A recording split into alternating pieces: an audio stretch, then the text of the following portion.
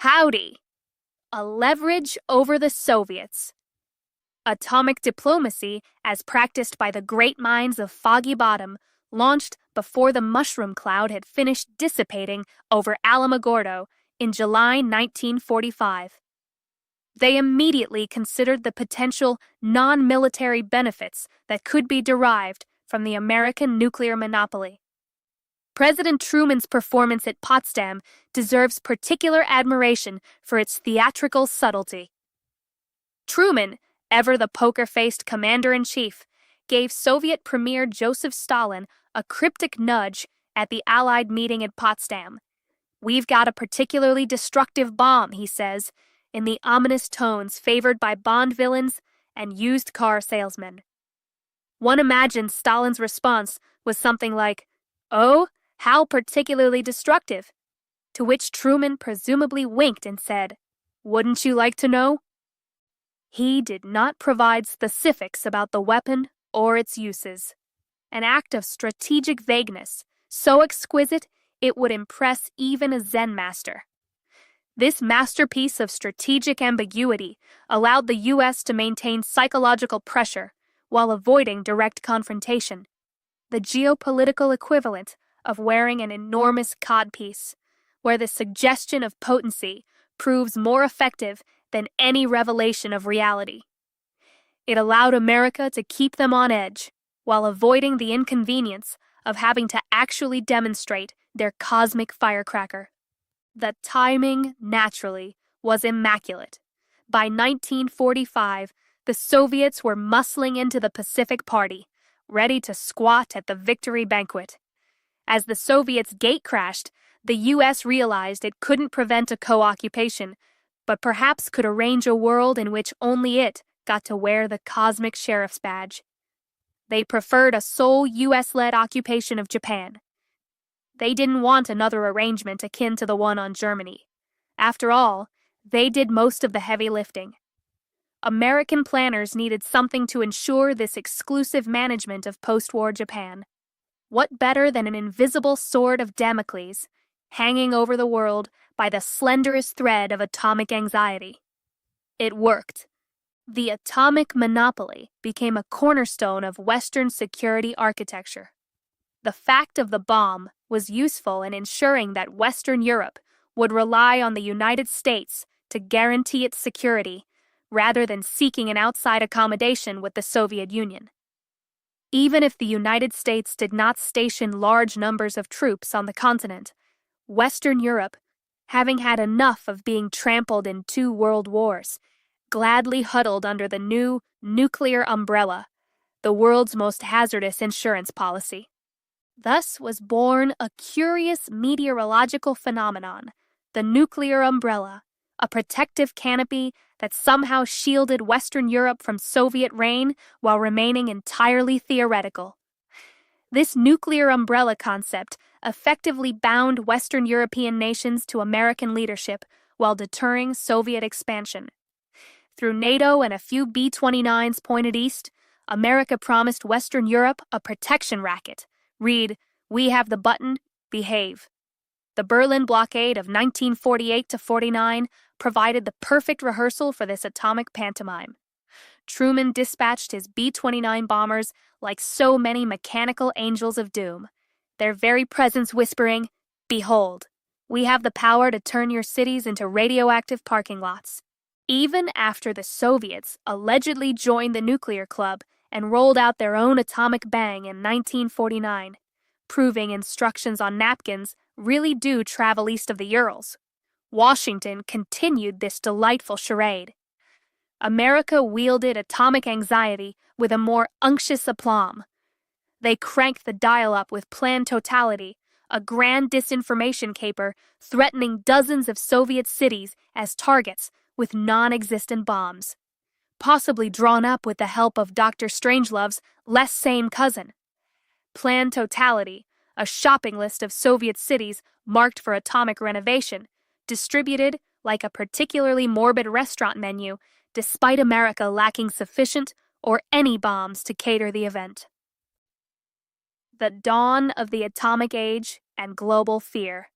Emerging from the alleged nuclear carnage of Hiroshima and Nagasaki, the U.S. found itself the owner of the keys to the kingdom of apocalypse, the sole nuclear power. This new monopoly served as a psychological and diplomatic lever to shape global dynamics. The alleged atomic bombings of Japan created an immediate and profound psychological impact that extended far beyond the physical destruction.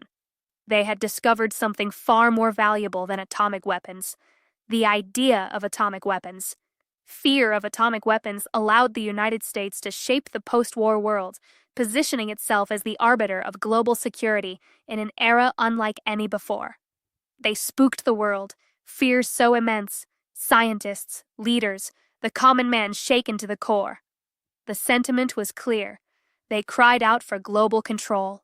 Fear, that most renewable of resources, became America's chief export.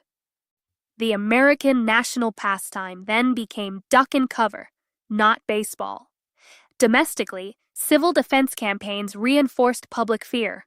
Governments advised citizens to select and fortify a room in which to shelter, deepening the sense of existential threat, instructing citizens to hide under their desks from cosmic annihilation, as if atomic weapons were merely an inconvenient weather pattern requiring proper indoor preparation. Fear was now the engine of geopolitics, and Washington was the proud engineer.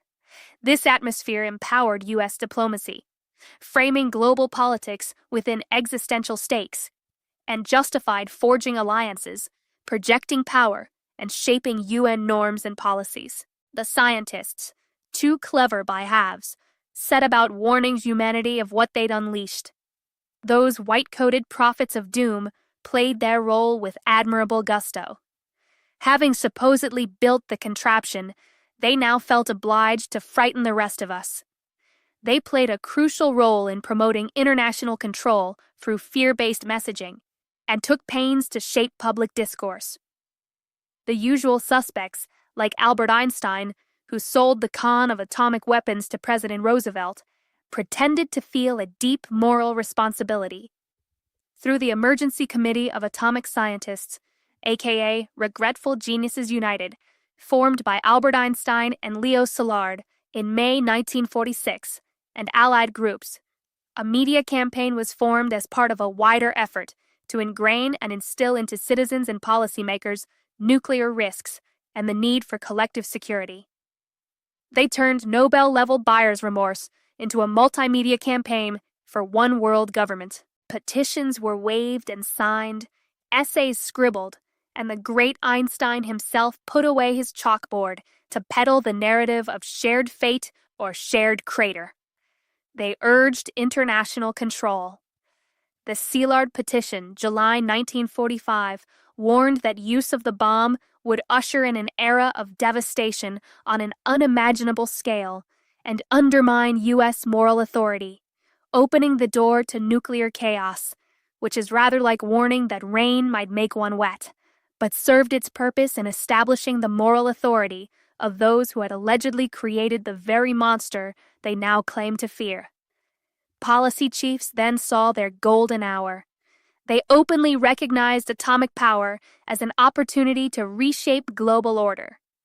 Henry Stimson, U.S. Secretary of War, later reflected that atomic weapons had opened the opportunity to bring the world into a pattern in which the peace of the world and our civilization can be saved, through new institutions that control destructive technology. In the end, one must admire the sheer audacity of the enterprise. The post-war playbook was thus set: terrify, overawe, propose international oversight, repeat as necessary. The patterns established in the immediate post-war period, using nuclear threats for diplomatic leverage, maintaining technological superiority, and promoting international institutions that favor nuclear powers, became permanent features of the international system. As the State Department notes, in the years that immediately followed the Second World War, the U.S. confidence in its nuclear monopoly had ramifications for its diplomatic agenda. As one contemporary sage thundered, "The world cannot survive atomic competition without supranational authority," which translated means, Let us centralize power in ever more impressive conference rooms.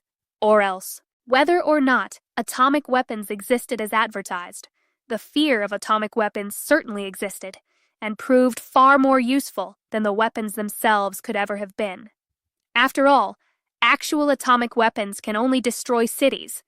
The fear of atomic weapons can destroy entire systems of government and replace them with more manageable alternatives. In summary, the atomic bomb didn't just shake buildings to rubble, it scrambled brains, rattled national egos, and inspired a new breed of priesthood with Geiger counters. By stoking existential dread, it provided the emotional rocket fuel for world government, supranational commissions, and the phenomenon of perpetual conference syndrome. The atom's true legacy? Giving humanity the first taste of planetary-scale hypochondria. Problems that remain persistently insoluble should always be suspected as questions asked in the wrong way.